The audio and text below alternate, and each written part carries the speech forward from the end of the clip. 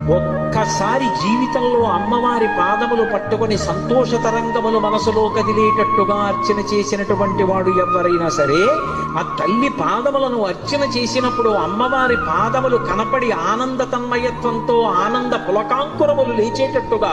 ఒక్కసారైనా పూజ చేసినటువంటి వాడు మళ్ళీ పుట్టడం అన్నది జరిగితే నీటి మీద బండరాయి తేలినట్టే.